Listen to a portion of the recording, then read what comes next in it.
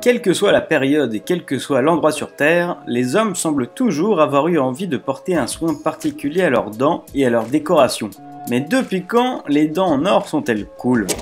Les décorations dentaires existent déjà depuis longtemps. Bien avant la mode des strass à coller sur les dents, les Mayas trouaient leurs dents afin de pouvoir insérer directement des pierres de jade ou de turquoise. Les Égyptiens, eux, arboraient des plaques d'or transversales et les Étrusques, qui étaient les premiers à utiliser l'or dans un but médical, se fixaient des fils d'or entre les dents et les gencives. En ex-URSS, pendant des décennies, couvrir ses dents d'or était un moyen efficace de conserver son argent en lieu sûr.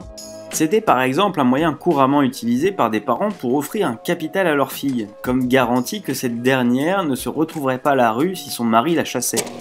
Mais en 1983, Eddie Plein, un résident américain en vacances au Suriname, se casse une dent pendant un repas. Son oncle l'emmène alors chez un dentiste du coin où Eddie y découvre un cabinet rempli de moulages de dents couvertes d'or. Parce qu'au Suriname et dans beaucoup de pays d'Afrique au siècle dernier, il était courant d'avoir des dents plaquées d'or car c'était un des moyens les plus accessibles et hygiéniques pour combler des caries. À son retour, Eddie commence une formation dans une école de dentisterie. Mais son idée est de proposer des facettes que l'on pouvait porter et retirer selon son envie, créant ainsi les grills. Il ouvre alors sa première boutique dans le Queens, et les enfants de l'immigration africaine aux États-Unis devenus rappeurs porteront les premières grills d'Eddie Plein, en transformant le signe de pauvreté de leurs ancêtres en un symbole de réussite sociale.